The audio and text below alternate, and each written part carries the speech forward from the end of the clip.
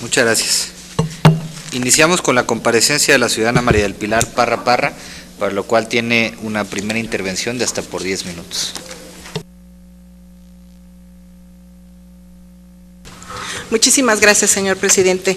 Con la venia, muchas gracias, señores senadores, señoras senadoras. Primeramente, permítanme expresarles mi agradecimiento por el honor de estar ante ustedes en esta Comisión de Justicia. Verdaderamente es un honor estar ante ustedes. Voy a iniciar con el cumplimiento del acuerdo que ustedes se emitieron en este Senado. Y en primer lugar me referiré a la pertinencia y a la idoneidad de mi candidatura. En segundo lugar, haré un breve y muy conciso relato de lo que fue mi carrera judicial o de lo que es mi carrera judicial, y concluiré para finalizar con la precisión del papel que desempeñaría en caso de ser designada magistrada de la Sala Superior del Tribunal Electoral del Poder Judicial de la Federación. En el Estado mexicano es a través de los órganos jurisdiccionales que se imparte justicia en los diversos campos del derecho. Y a través del Estado y los ciudadanos, entre aquellos o bien entre estos, se hace efectiva la máxima de derecho de dar a cada quien lo que le corresponde. La labor que se desarrolla en los órganos impartidores de justicia es ardua, compleja y de suma exigencia, que abarca múltiples actividades, desde la labor del notificador que desempeña el actuario judicial hasta la de estudio y decisión que lleva a cabo el juzgador, ya sea como titular de un juzgado de distrito o como integrante de un tribunal de circuito. A lo largo de poco menos de 40 años de servicios en el Poder Judicial de la Federación, he recorrido toda la escala de los cargos judiciales, desde ser actuario en un juzgado de distrito, secretario en un juzgado de distrito, secretario de tribunal unitario, secretario de tribunal colegiado, secretario de estudio y cuenta de la primera y de la tercera sala de la Suprema Corte de Justicia de la Nación. Por más de 6 años fui juez de distrito en el estado de Jalisco y hace más de 21 años soy magistrada de circuito en diferentes tribunales unitarios y tribunales colegiados en diferentes puntos del país.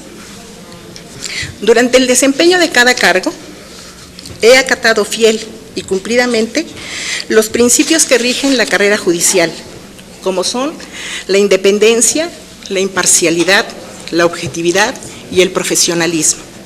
Y agregaría yo además, con honradez y con verticalidad.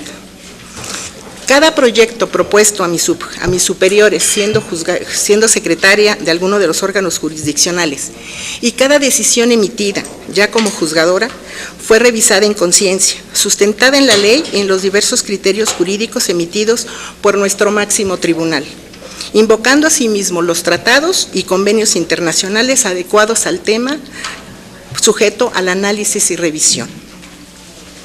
A continuación, y como segundo punto, de manera muy breve haré una reseña de los ensayos que presenté ante el Pleno de los señores ministros de la Suprema Corte de Justicia de la Nación en el proceso de selección en el que nos encontramos ahora ya un poco en la etapa final. Estos temas se interrelacionaron, pues el tema focal que se abordó en ambos fue la paridad de género. Como ustedes, señores legisladores, conocen, a lo largo de la historia contemporánea de los países democráticos en el mundo, un problema que aqueja a las sociedades es la invisibilidad de las mujeres, tanto en el plano político, laboral, social y en algunos ámbitos, incluso en el ámbito familiar. Lo que ha llevado a que exista un manifiesto desequilibrio para el pleno ejercicio de sus derechos, pues si bien en la ley hay una aparente igualdad ante la ley, el ejercicio de los mismos no es real y efectivo. Es, a mi juicio, en el ámbito legislativo, donde se han gestado e implementado las normas que el día de hoy nos permiten ser inclusivas de la presencia femenina en el ámbito de la vida pública. Y un ejemplo de ello es la presencia de nosotros en este foro, de ustedes, señoras legisladoras, en este ámbito tan importante para la vida democrática del país, en el caso de la que suscribe dentro del ámbito de la judicatura. Cabe destacar que en estos cambios de pensamiento ha sido definitivo el actuar del órgano jurisdiccional electoral, pues a través de sus tesis de jurisprudencia ha clarificado que para poder revertir los escenarios de desigualdad político-social es necesaria la implementación de acciones afirmativas, que por ser medidas temporales, razonables y objetivas, no causan perjuicio alguno al género masculino. Tales acciones han coadyuvado con los esfuerzos legislativos, lo que resulta evidente si se toma en consideración que de haber partido de las cuotas de género, cuando solamente era una forma indicativa de la participación femenina a finales del siglo pasado, en los albores de la primera década de esta centuria, por mandato legal se fijó la equidad de género en un umbral inicialmente del 30%. Al poco tiempo se hizo una modificación y hace solamente un lustro la cifra se incrementó en un 40%. Quiero destacar que la labor que este órgano legislativo llevó a cabo en su momento dio como resultado la reforma a la Constitución del 10 de febrero del 2014, específicamente en su artículo 41, base primera, segundo párrafo. Reforma constitucional con la que se concluyó la etapa de la equidad de género y se abrió la paridad de género, que es el concepto que en la actualidad nos rige, en la que se impone la obligación a los partidos políticos de garantizar la paridad de género en la postulación de las candidaturas de sus miembros a cargos de elección popular, proponiendo que sus listas de candidatos queden integradas 50% de varones, 50% de mujeres.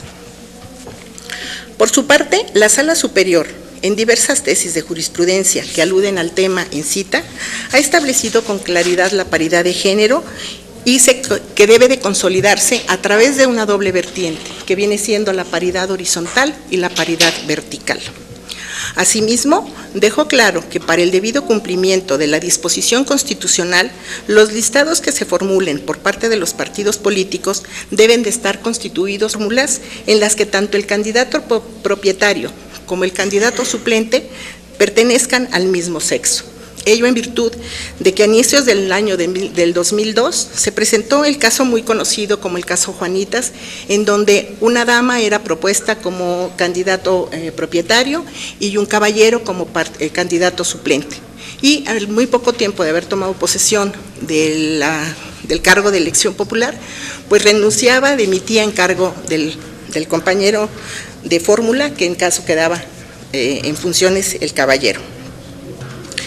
En diverso ensayo que presenté ante la Suprema Corte, íntimamente relacionado con el tema en cita, fue la acción de inconstitucionalidad 45-2014 y sus acumuladas, que alude a la integración de las listas de candidatos a diputados por el principio de representación proporcional en el entonces Distrito Federal, hoy Ciudad de México, en la que el máximo tribunal, al hacer una interpretación conforme, estableció que para garantizar la paridad de género en los escaños de representación proporcional, la integración de la lista B, el primer lugar debía corresponder a la fórmula de género distinto del que encabezara la lista A, y que hubiera obtenido el porcentaje mayor de votación efectiva, y el segundo lugar sería ocupado por la fórmula del otro género con mayor porcentaje de la votación efectiva, y así de manera sucesiva hasta agotar las fórmulas.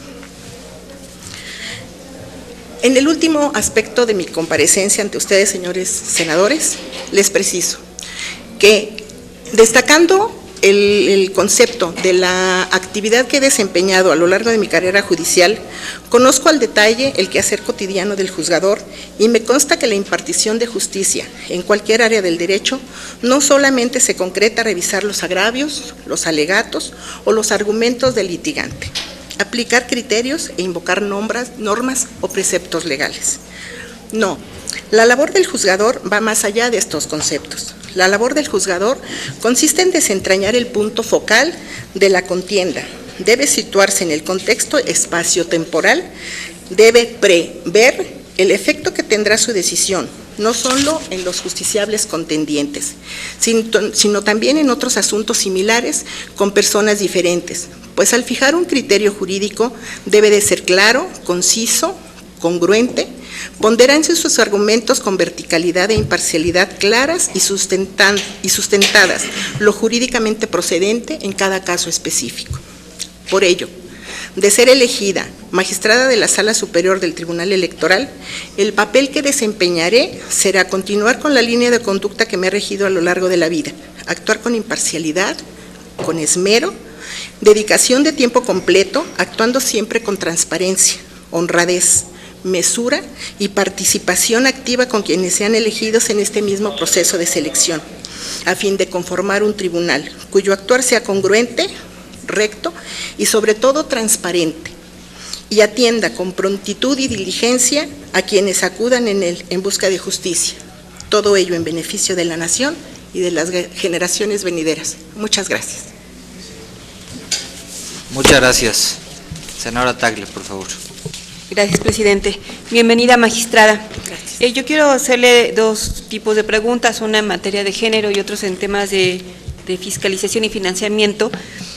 Y en el tema de género no lo tenía previsto, pero al escucharla me surgió la necesidad de preguntarle, porque usted comenta ahorita durante su exposición que escogió estos ensayos precisamente por la necesidad de visibilizar la cuestión de género y la participación política de las mujeres y todo lo que ha implicado este reconocimiento por los derechos políticos de las mujeres.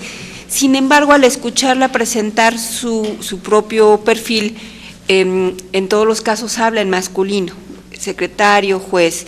¿Usted no considera que el lenguaje incluyente también es una manera de visibilizar precisamente a las mujeres en estos espacios de toma de decisiones, por una parte?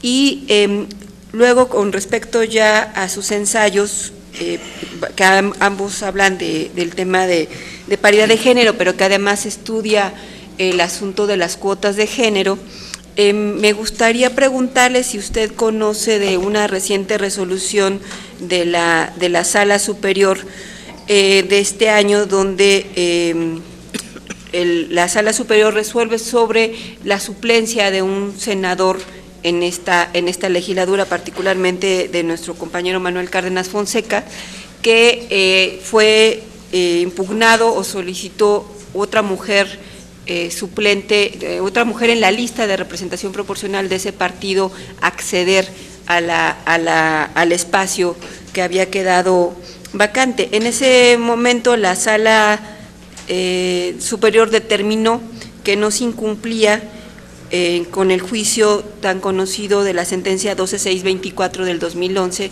que como todos saben, la sentencia 12624 del 2011 es una de las sentencias más importantes para el cumplimiento de las cuotas de género, donde precisamente se establecieron los lineamientos para el cumplimiento irrestricto del 40-60 en ese momento, y de la integración de las fórmulas mujer-mujer, y además de el asunto de las listas alternadas en las de representación proporcional. Entonces, en ese sentido, ¿usted estaría o no de acuerdo con esta resolución, esta última resolución de la Sala Superior, en la que determinó que no se había incumplido al llamar a suplir a una mujer con un hombre en el caso del Senado?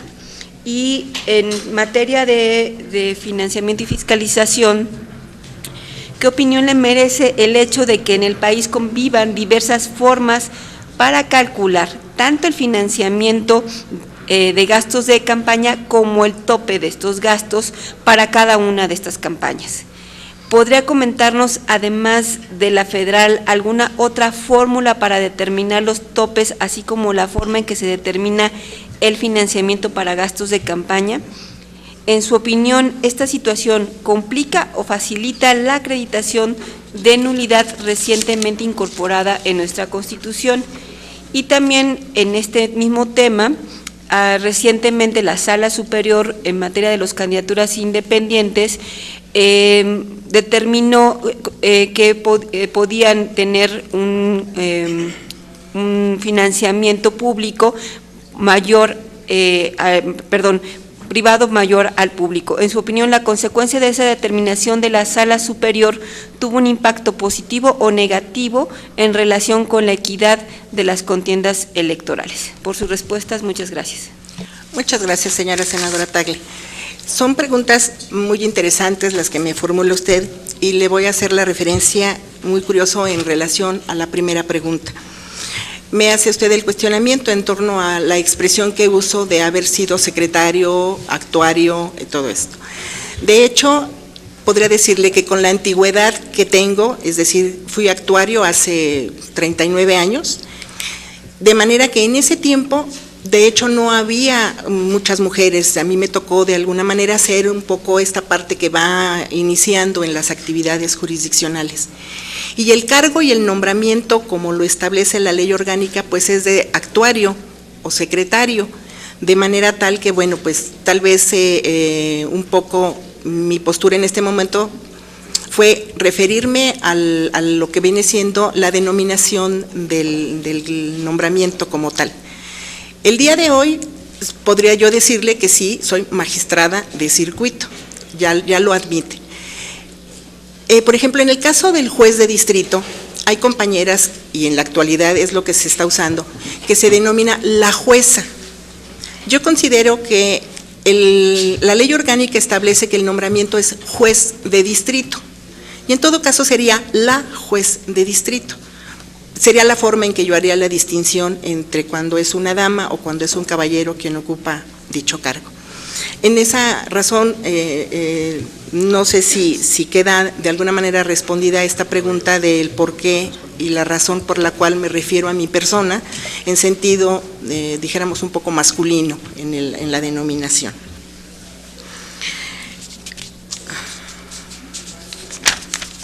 En cuanto a la pregunta que me formuló usted en cuanto a la sustitución del señor senador, pues la realidad de las cosas es que no tengo un conocimiento directo de la resolución en sí, no la tengo a la vista, no la he tenido a la vista, como para saber cuáles fueron las razones y los motivos que en un momento dado llevaron a la Sala Superior a emitir esta resolución en el sentido de acceder a la sustitución, de manera tal que, bueno, me resulta un poco complicado poderle dar la respuesta que fuera la adecuada conforme al asunto del que usted me está preguntando.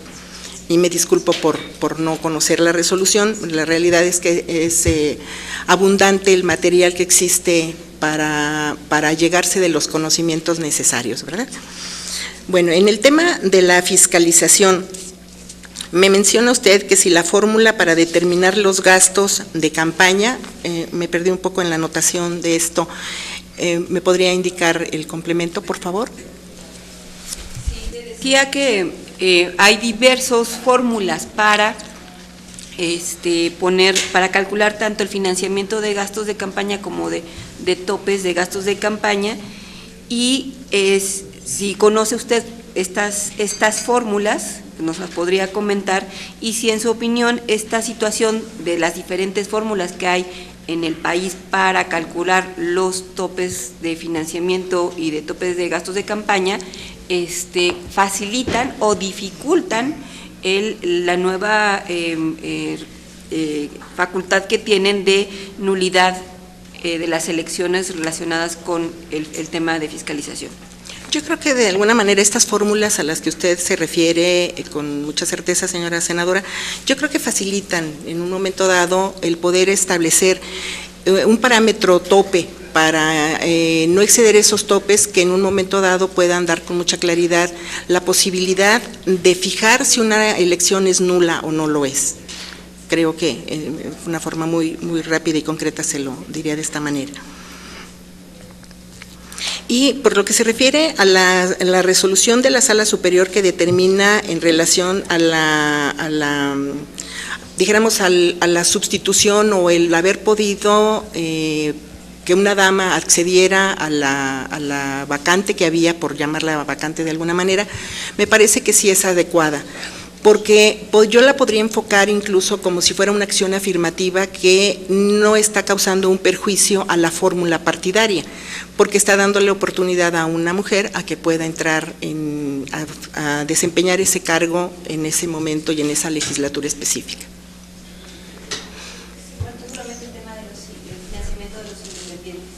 El tema de los independientes. Me parece que los independientes, si bien es cierto que están compitiendo en un momento dado por un curul, por un escaño de elección popular, pues no se les puede realmente considerar como una representatividad partidaria, porque están partiendo solamente de lo que es el financiamiento que se les otorga como candidatos independientes y que deberían de estar dentro de esos límites para el desahogo de sus gastos de campaña.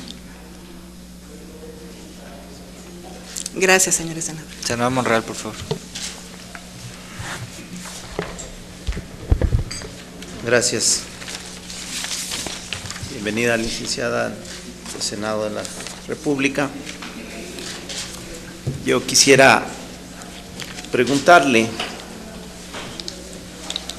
qué opinión tiene de aquellos aspirantes que han realizado su carrera profesional al amparo de algún partido político o del poder que otorga la función y la facultad en el Poder Judicial, y que en muchos casos llegan al cargo de magistrado y gracias a ello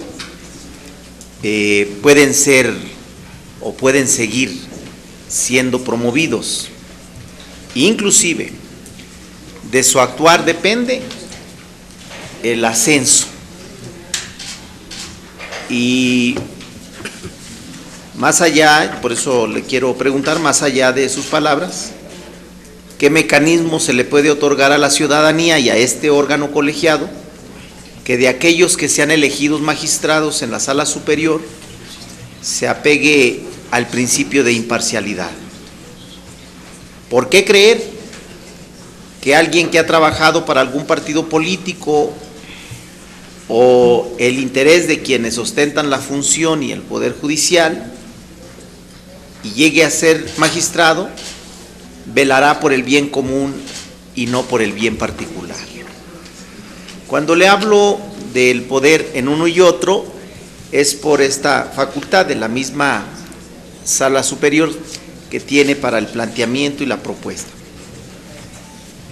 En el ámbito de los tribunales electorales locales, de acuerdo a la tesis 38/2016, aprobada por unanimidad en la Sala Superior del Tribunal Electoral, en sesión pública celebrada el 7 de junio del 2016, señala que compete a la Cámara de Senadores conocer de la conducta de los magistrados electorales locales cuando incurran en el ejercicio indebido de la función jurisdiccional.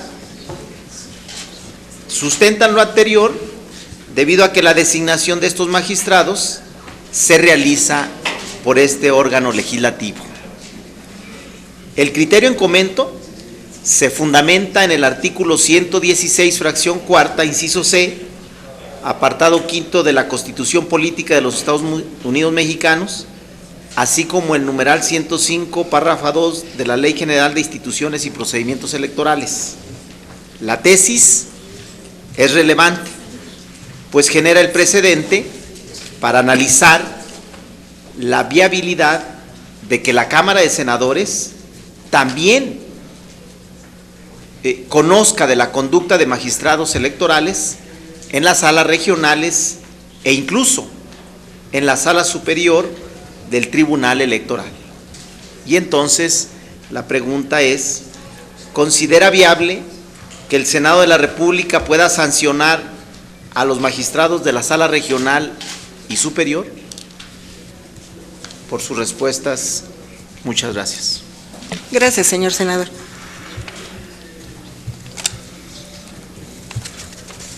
Muy interesantes sus cuestionamientos, señor senador Monreal. Pues mire usted, en relación a la opinión en cuanto a que si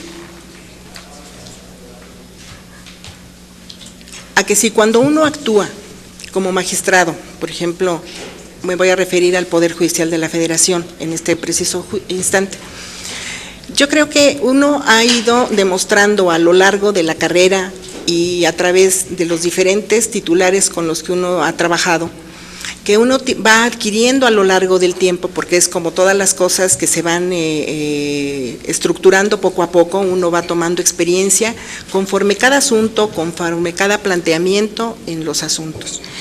Y entonces, Cuando uno llega a ir ascendiendo en la carrera jurisdiccional, pues a uno le queda muy claro que no pertenece a uno, por ejemplo, dentro del Poder Judicial no somos partidistas, por lo menos yo en lo particular no soy partidista, de manera que cuando tengo un asunto enfrente para hacer una decisión en cuanto al planteamiento que hicieron los litigantes, a la litis que se está cuestionando en el caso concreto, pues vemos el caso concreto, dijéramos en lo abstracto, viendo la legislación, viendo los planteamientos que haya elaborado el litigante.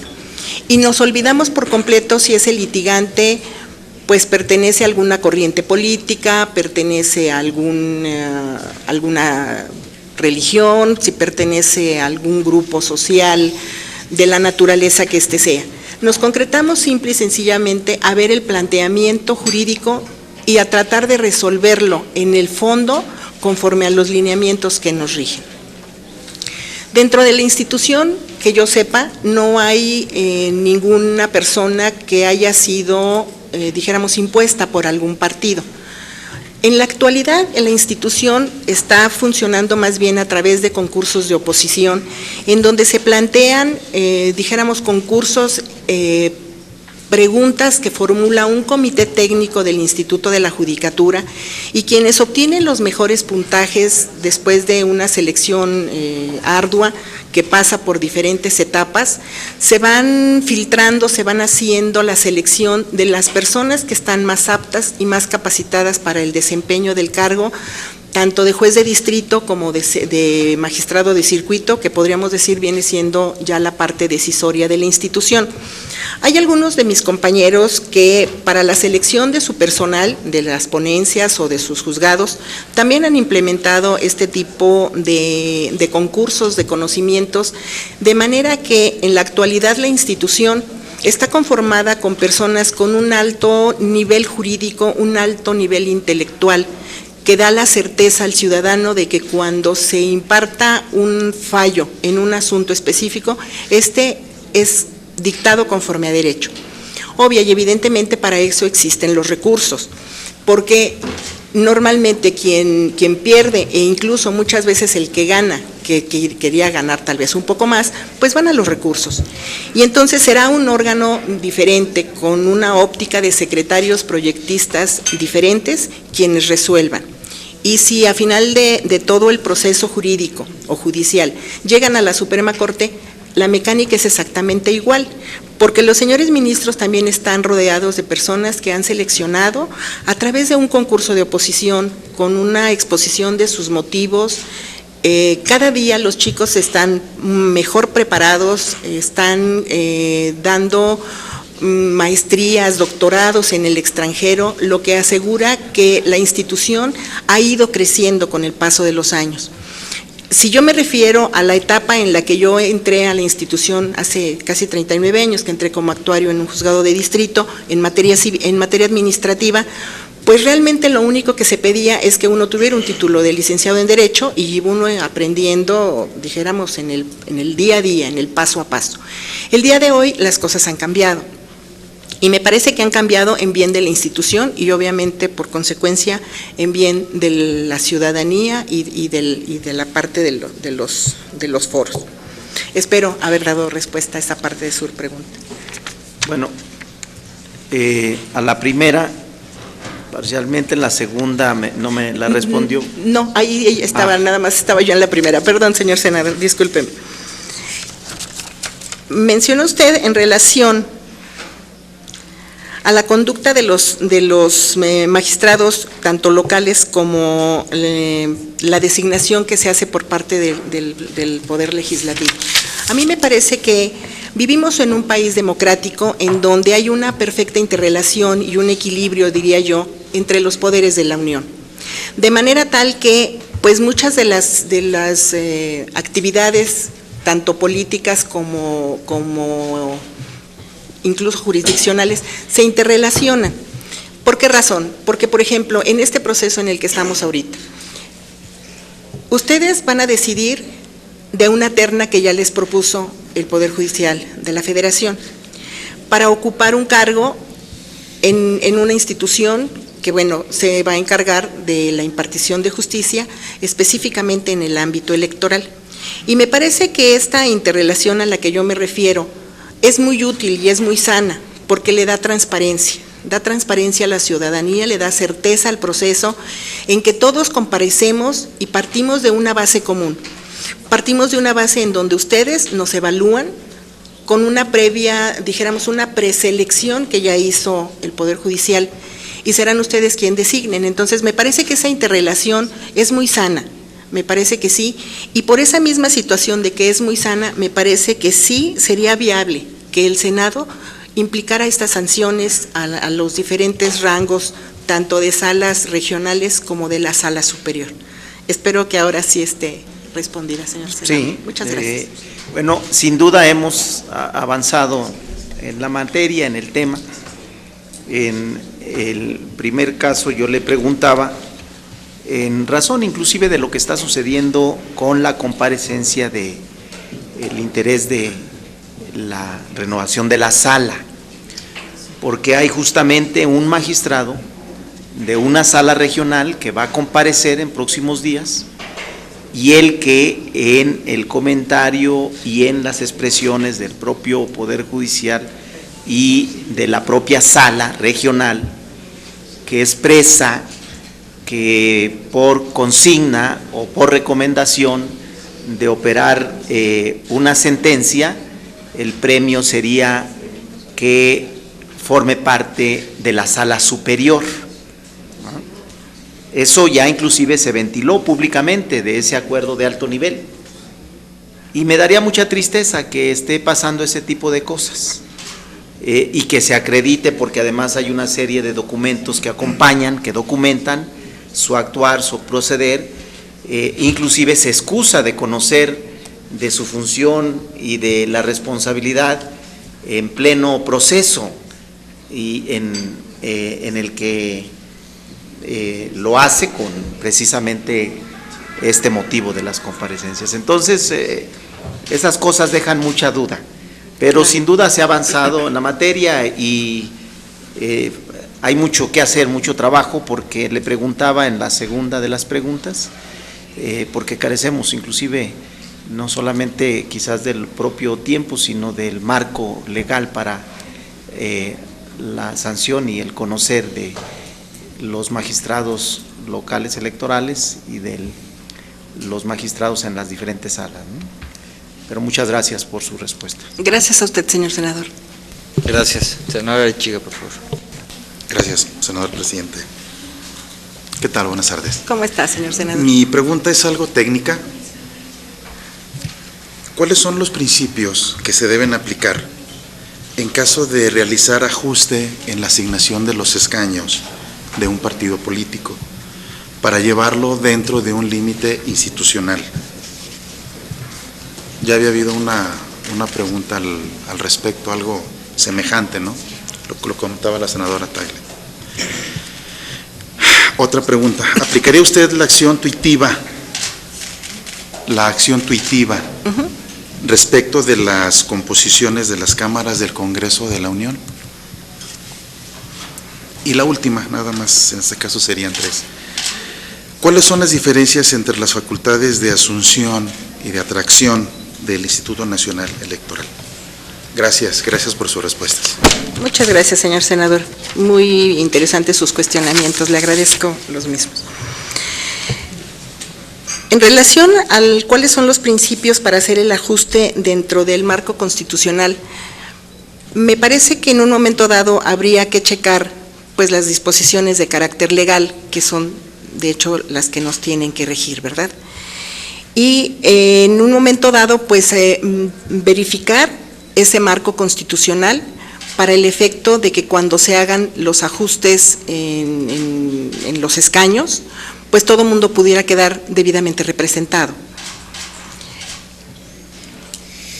Ahora, los principios pues tienen que ser obviamente principios legales, principios que atiendan a la igualdad, a la paridad, para el efecto de que la representación popular o más bien dicho, la designación o la elección popular puede estar debidamente equilibrada, ¿verdad?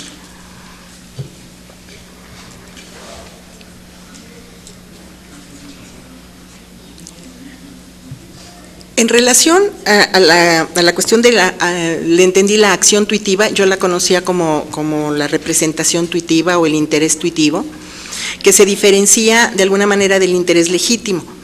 En relación a uno es el que representa a un grupo en el que está inmerso el interés del grupo como tal, y el interés legítimo es aquel en donde está implícito el interés de una persona. Por ejemplo, cuando hay un grupo de, por decir algo, de mujeres tal vez, en donde una de ellas, dijéramos, encabeza la lista de las demás, pues estamos hablando del interés del grupo como tal.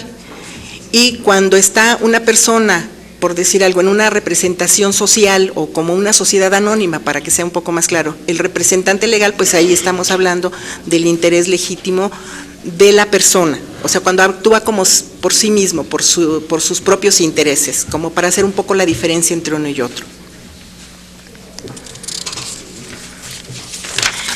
En el caso de cuál es la diferencia entre la asunción y la atracción, pues estas son fórmulas que se usan para, como el nombre lo dice, para atraer un conflicto o una acción en donde el Tribunal Electoral va a hacer un planteamiento común, y el otro era la asunción, es decir, cuando dijéramos lo jala, es como de ascender, ¿no?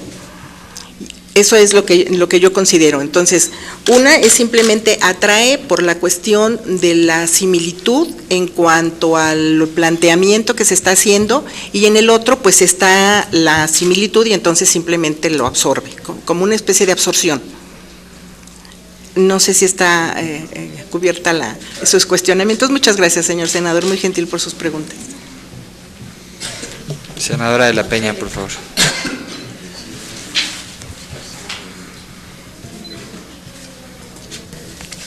Buenos días. Buenos días, señora senadora, qué gusto. Bienvenida al Senado. Muchas gracias.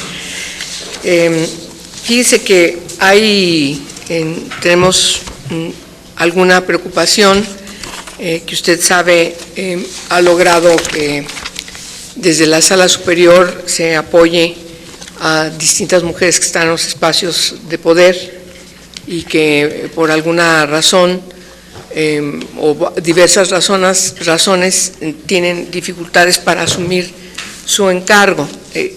Es evidente que este tipo de problemas se están notando más en el país, precisamente porque estamos impulsando la presencia de más mujeres en los espacios de decisión. Y entonces me parece que es importante que usted nos dé su opinión respecto a qué piensa usted de la violencia política contra las mujeres, nuevo precepto que está permeando en nuestros países, particularmente en México. Tenemos una discusión y quiero su opinión. Además, me gustaría mucho que nos pudiera hablar sobre las características que deben cumplir quienes están asumiendo un encargo como juzgador o juzgadora en materia electoral. Y además quisiera que me diera su opinión, ¿considera usted que los llamados alegatos de oídas que sostienen en muchas ocasiones magistradas y magistrados con quienes intervienen, siendo el caso en alguna impugnación, desde su punto de vista son pertinentes o no? Quisiera que me diera su opinión. Por sus respuestas, muchas gracias. Muchas gracias, señora senadora Tagle, muy gentil por sus preguntas. Mire usted, en relación a la opinión sobre la violencia política que se ejerce sobre las mujeres, yo creo que es un punto muy delicado por el que está cruzando nuestro país. He tenido conocimiento de algunos lugares en donde, sobre todo en lo que viene siendo el sureste de nuestro país, en donde no obstante de que una mujer ha logrado una votación que la sitúa en un cargo de elección popular acertadamente, podríamos decir que desde el punto de vista legal esa persona sería la que ejercería ese cargo público para el que ha sido triunfadora, por llamarlo de alguna manera, ha sido como que hay una oposición social por algún sector de la población que no les permiten esta toma de posesión. En el caso muy específico, creo que hay una o dos en el estado de Chiapas, en donde la comunidad, dijéramos, basada en esta como en usos y costumbres, se oponen a lo que fue el resultado electoral, que fue transparente, que estuvo en casillas, que estuvo transparentado de que esa mujer ganó la elección popular. O sea, la decisión de la mayoría que votó la dan como triunfadora. Sin embargo, hay algún sector que se opone y las amenazan, las agreden, es muy complicado. Yo creo que aquí una de nuestras principales problemáticas que tenemos es que nuestro país va poco a poco avanzando en esta cuestión de la paridad del género, pero no podemos negar ni podemos ocultar que somos un país que tradicionalmente ha sido machista. Y entonces las nuevas generaciones, creo yo, han podido, a través de la socialización, a través de la instrucción académica, a través del cambio social que se está generando no solamente en nuestro país, sino que esta cuestión de las redes sociales ha sido muy importante, más que las redes sociales, por ejemplo, el uso de Internet, en donde ahora, pues en la palma de la mano uno puede tener el mundo, por decirlo de alguna manera. Y entonces la gente joven está mejor informada de que en otras latitudes hay una actitud diferente hacia la mujer. Y entonces creo yo que una parte muy importante para poder frenar esta violencia contra las mujeres es la sensibilización, y esta solamente se va a lograr a través de la educación, de la información. Y muy curioso, porque yo lo que advierto es que las mujeres somos quien educamos los hijos, pero que muchas veces y en muchos estratos de nuestra sociedad, las mismas mujeres formamos hijos machistas, en lugar de que en nosotras mismas existiera tal vez un poco el equilibrio de formarlos al parejo, de formarlos con igual enfoque de la vida, con un enfoque parejo de lo que son las actividades, las responsabilidades y el respeto mutuo de los géneros. Eso considero yo en relación a la violencia que se ejerce sobre las mujeres. Me pregunta usted también, y es interesante, ¿qué características deben de cumplir quienes asumen el cargo de magistrados en la sala superior? Yo creo que a final de cuentas son juzgadores, ejercen la función jurisdiccional, la noble función jurisdiccional, yo así la denomino, porque creo yo que se necesita una sensibilidad muy especial para ser juzgador. No solamente tenemos que apoyarnos en lo que son los alegatos, que ahorita iré a la siguiente respuesta, que es la de los alegatos de oída, pero tenemos que cumplir con una transparencia absoluta de nuestra propia vida. Yo la frase que tengo es que todos los juzgadores debemos vivir en una casa de cristal en la que seamos congruentes con nuestro actuar, que seamos muy transparentes en nuestra vida, tanto personal como pública, porque no podemos tener la incongruencia de pedir rectitud y aplicación irrestricta del derecho en nuestros asuntos laborales y tener una actitud personal pues diversa. La diversidad puede ser de muchas maneras, desde cómo tratamos tal vez a la parte de servicio de nuestra casa, cómo tratamos al vecino, cómo nos comportamos en el contexto de los demás compañeros, qué tan corteses, qué tan amables podemos ser. Y entonces creo yo que la característica del juzgador es que debe de tener la mentalidad abierta para recibir la información y no casarse con la propia estructura de uno, ¿verdad? Esto se encadena un poco con lo que se refiere a la última de sus preguntas, señora senadora Tagle. Esta parte de los alegatos de oídas, yo los considero muy pertinentes. Ocurre que, perdón, senadora de la Peña, perdón por la confusión.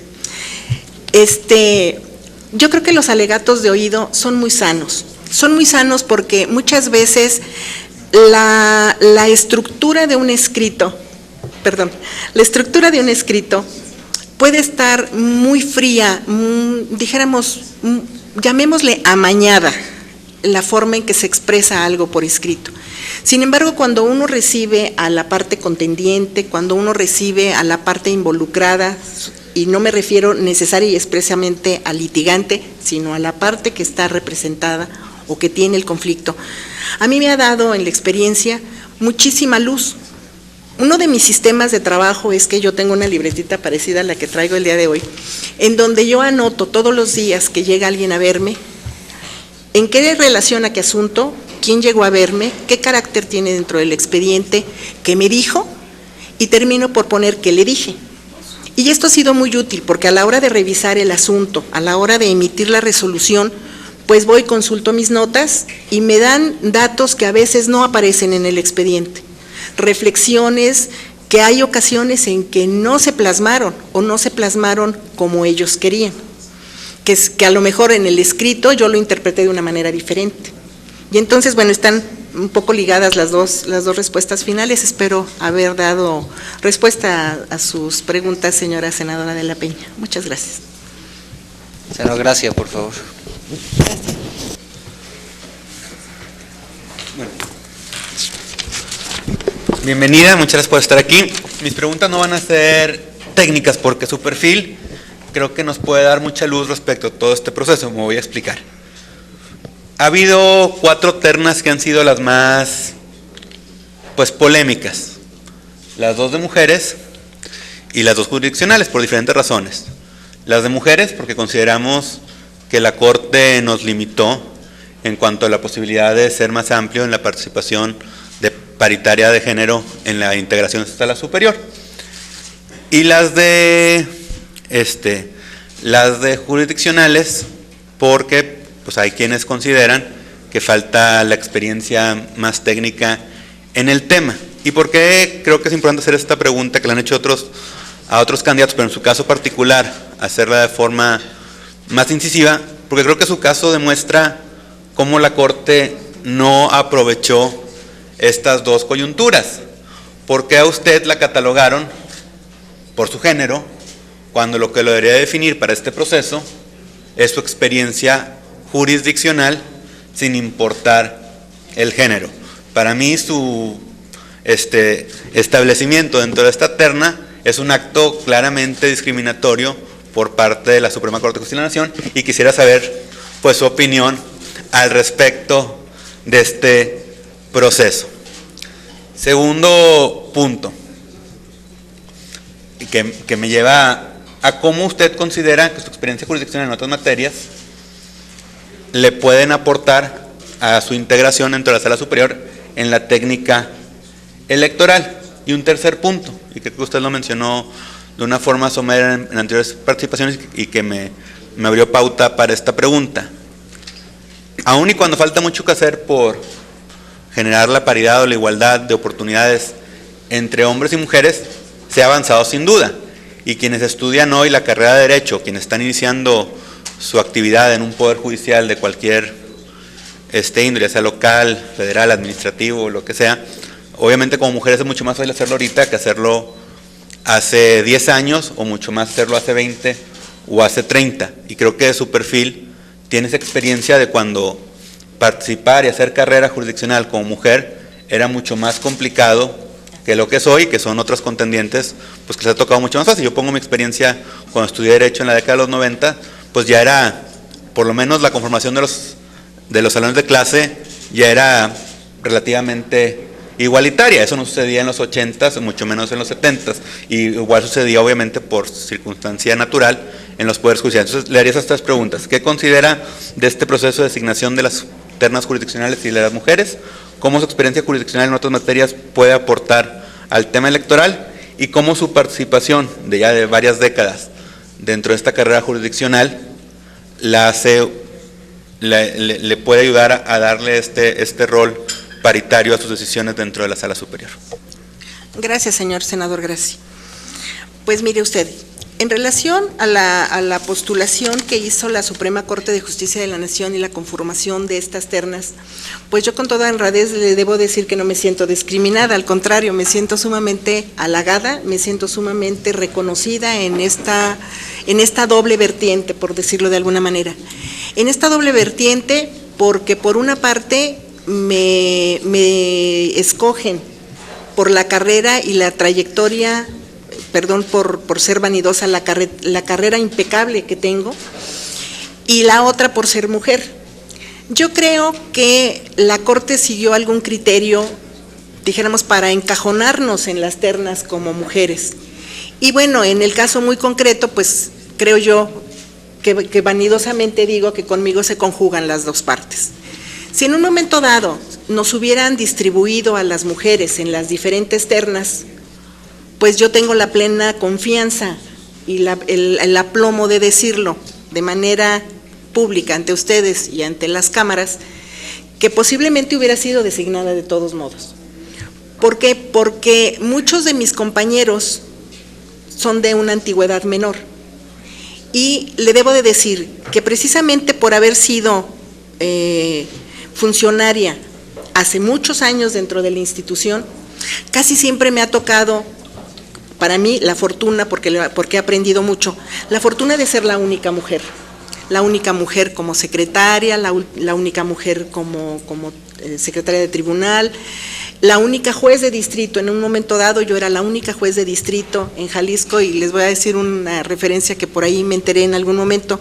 Yo era juez primero de distrito en materia penal, lo fui por más de 6 años, en donde fui ratificada en el cargo por la antigua Suprema Corte, y en Jalisco el foro jurídico, quienes son de Jalisco posiblemente se hayan enterado, que decían en Jalisco que el único juez que tenía pantalones era el primero, es decir, la suscrita, ¿verdad? Entonces, bueno, les digo que yo he aprendido mucho de mis compañeros varones, porque a pesar de que soy una mujer, muchas veces pienso como varón, porque siempre he estado alrededor, porque a veces, pero en el sentido específico de que soy muy concreta en los planteamientos, me queda muy claro lo que quiero, trato de hablar lo más concreto posible. Se dice que las mujeres hablamos un poco en manera circular, los hombres son más directos, van más directo al punto, las mujeres como que le damos la vuelta y la vuelta y la vuelta, y entonces, bueno, en ese sentido específico creo yo que no me siento discriminada, señor senador. Ahora bien, en su segundo planteamiento, su segundo cuestionamiento, yo creo que la práctica que uno ha ido adquiriendo a lo largo de la carrera judicial, que vendría siendo la técnica jurisdiccional para juzgar, yo creo que a lo largo de todos estos años es una cualidad, una habilidad de esas que se ejercen todos los días y cada día se van perfeccionando. Me queda claro que me queda mucho por aprender. Afortunadamente tengo las ganas, el ímpetu, la valentía de hacerlo, y creo que puedo dar mucho en un momento dado en cuanto a la técnica específicamente jurisdiccional. Y creo yo, un poco ligado con su última pregunta, que esta experiencia de tantos años como juzgador, en el caso específico resolviendo son ya 27 años, que pues creo que se ha aprendido mucho. Y les voy a hacer una referencia de alguien que me dijo en una ocasión. Siendo yo juez de distrito, hubo un asunto de suma trascendencia que se presentó y acudí ante el entonces señor presidente de la Corte, pues a darle un informe del asunto para que él se enterara por mí y no se enterara por las noticias ni por la prensa, porque me parecía que era un asunto pues que te implicaba cierta trascendencia en cuanto a la materia que yo manejo, que es la materia penal. Y entonces yo le dije, señor ministro presidente, pues después del planteamiento que le hice y que en un momento dado se plasmó cuál era la solución que yo proponía en el asunto, le dije, señor ministro presidente, es que yo debo de reconocer que no soy inteligente. Lo que pasa es que tengo tantos años haciendo lo mismo que algo he aprendido en este tiempo. Y el señor ministro presidente, con esa bonomía que tenía, en paz descanse, me dijo, mire usted, si usted, algo debes de tener de inteligencia, dice, porque si metemos una piedra al horno 30 años no nos va a salir un pan. Motivo por el cual dije, pues bueno, viéndolo así desde ese punto de vista, pues creo que sí soy inteligente y debo de reconocerlo. Sí lo soy. Espero haber dado respuesta a sus preguntas, señor senador. Muchas gracias. Senador Casillas, por favor. Gracias, presidente. Licenciada Parra, bienvenida nuevamente al Senado de la República. Muchas gracias, senador. Prácticamente cuando nos toca a los del PRI preguntar, Sí, ya. yo sé que es el último. Sí, y bueno, esto nos da una visión muy amplia. Y bueno, a propósito, casi paisano, yo sé que es de la Ciudad de México, pero yo Sí. soy de Jalisco. Yo soy chilapatía. Entonces, la considero mi paisana. Claro que Bienvenida. sí, con mucho gusto. Oiga, yo me con voy a mucho ir en temas más bien prácticos, Dígame. que me gustaría conocer su opinión, porque seguramente van a ser temas que van a llegar no solamente a los tribunales especializados, a las salas regionales, inclusive la sala superior, y que tiene que ver con la publicidad y la propaganda. El artículo 242 de la Ley General de Instituciones y Procedimientos Electorales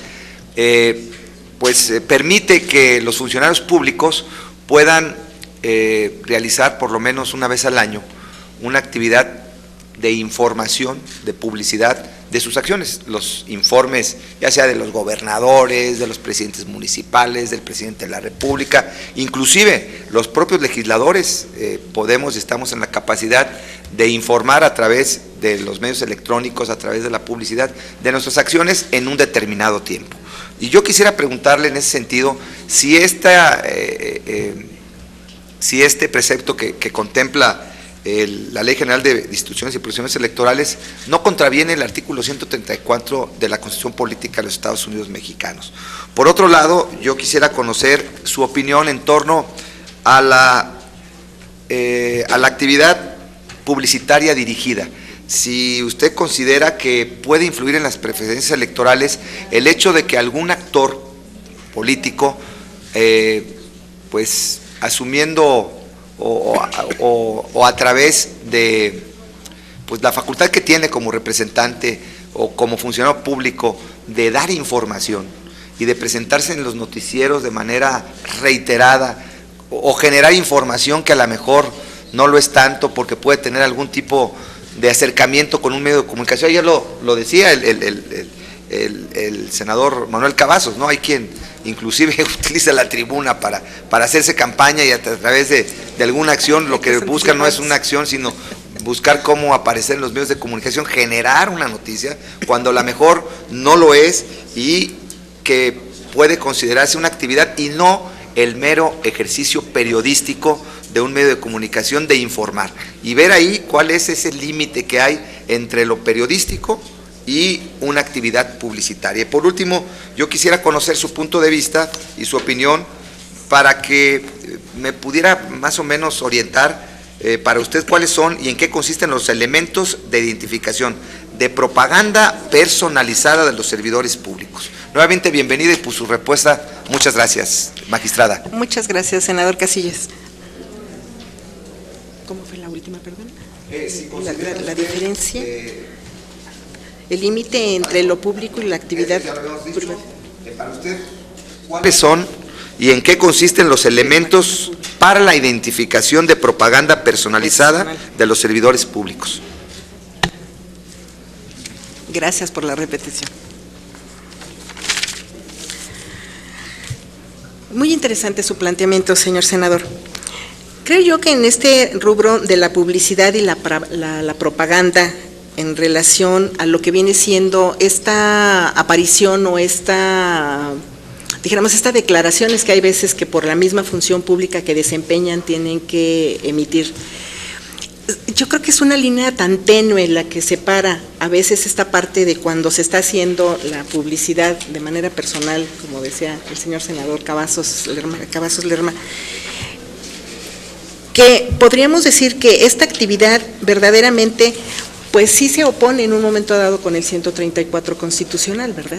Entonces, si bien es cierto que esto es como una línea muy delgadita, muy tenue, pues yo creo que sí habría necesidad de hacer como una acotación, como una precisión específica que no deje lugar a dudas de esta interrelación o de esta invasión de un lado hacia el otro, por decirlo de alguna manera muy coloquial.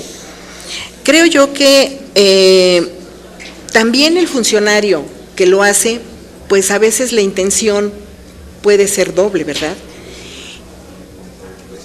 O específica, pero a veces doble, lo menciono en el doble, planteándolo como si fuera un poco como camuflajeado, ¿no? O sea, como que es una intención oculta, pero que la realidad es que aparenta otra cosa.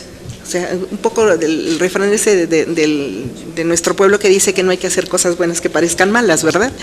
Y entonces, bueno, en ese punto creo que sí debería de precisarse un poco con mayor claridad para poder establecer dónde sí y dónde no.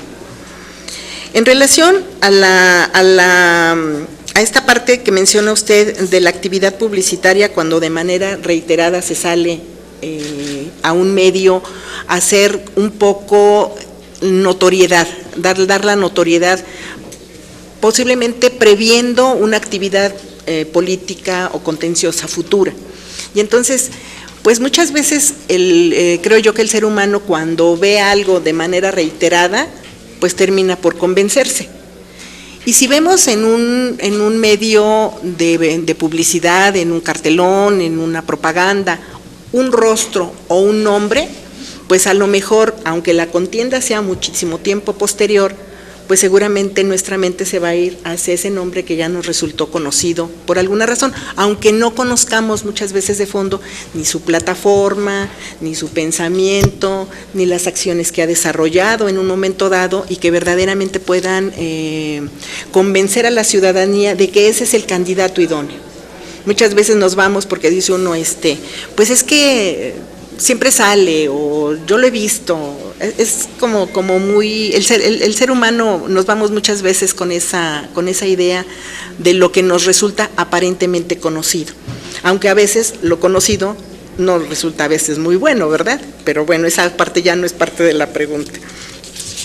Ahora bien, el límite entre lo público y la acción pública en cuanto a la propaganda personalizada, pues yo creo que también tendremos que ver el tiempo en el que esto se hace, ¿verdad? Atendiendo a los límites de las campañas, las precampañas, si se hace hacia el interior, que vendría siendo la precampaña, para poder lograr que los afiliados o los que comulgan dentro de ese partido, pues lo identifiquen y lo puedan postular.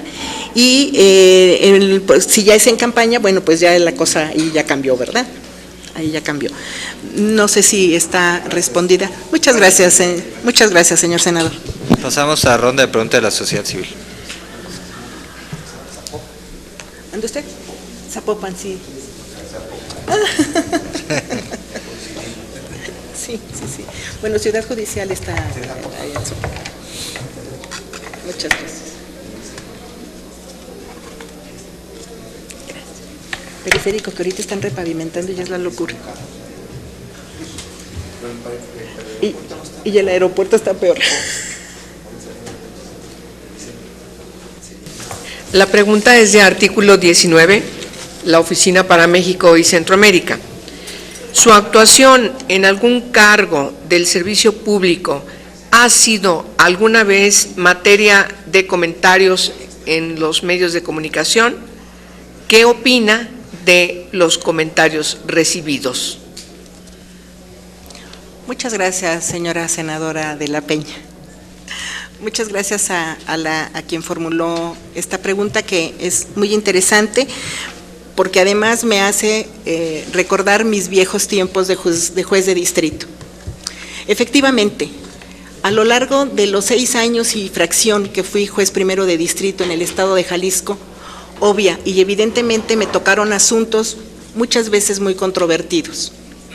Obviamente la prensa pues se encarga de la difusión de estos asuntos y sí, en algunas ocasiones fui, dijéramos, criticada por las resoluciones que emití.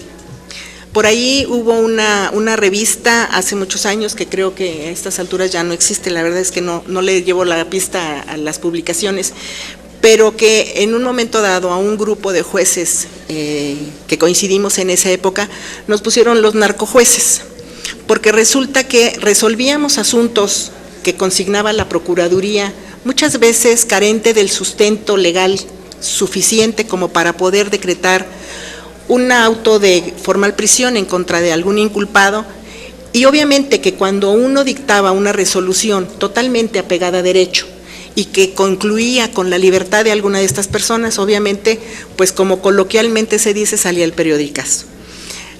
Me resultaría muy difícil poder precisar con toda exactitud el número o el nombre del asunto, porque además de que han pasado más de 21 años de que fui juez de distrito, pues creo yo que he aplicado a lo largo de mi carrera jurisdiccional una tónica muy fácil. Yo olvido nombres y olvido caras. Me acuerdo de los asuntos. Me acuerdo que es el asunto del señor que se cayó, de la señora que traía, eso sí lo recuerdo, porque hay ocasiones en que cuando ya es uno magistrado, y sobre todo en mi caso concreto, que después de casi 4 años regresé al estado de Jalisco como magistrada de circuito, en donde me correspondía revisar en materia de apelación algunos asuntos en los que tal vez yo había emitido la orden de aprehensión, pues tenía que acordarme y decir, este asunto yo me acuerdo que ya lo vi, revisábamos, y si había la situación de que yo ya había conocido del mismo, pues habría que plantear la excusa y el impedimento. Y efectivamente, bueno, ¿qué pasa después de que sale un periodicazo? Pues aplico lo que ya les dije, ¿verdad? Lo olvido. Olvido porque creo yo que lo que uno tiene que ver es el asunto concreto, el aspecto jurídico, la parte que hay que decidir, para no crear ni enemistades, ni crear animadversión por alguna de las partes, porque en otro asunto diferente hizo alguna cosa. Efectivamente, en algún momento, con motivo de algún asunto sujeto a mi decisión, pues también me han promovido quejas administrativas ante mis superiores. Podríamos decir, todas han sido desechadas, pues porque no hay un fundamento, ¿verdad? Creo yo, cuando uno tiene un actuar transparente, legal, apegado a las constancias y apegado a derecho, pues no puede haber otra solución más que sean desechadas. Espero haber dado respuesta a la pregunta formulada. Muchas gracias. De esta manera damos por concluida la comparecencia de la ciudadana María del Pilar Parra Parra, agradeciéndole su participación en esta Comisión de Justicia y deseándole éxito en el procedimiento. Le agradezco muchísimo, les agradezco a los señores senadores la gentileza de su atención y además permítame externarle una felicitación amplia y verdaderamente sincera a todos y cada uno de los colaboradores de este máximo tribunal legislativo, de este órgano legislativo. Todo mundo ha sido muy, muy gentil. Muchísimas gracias a todos.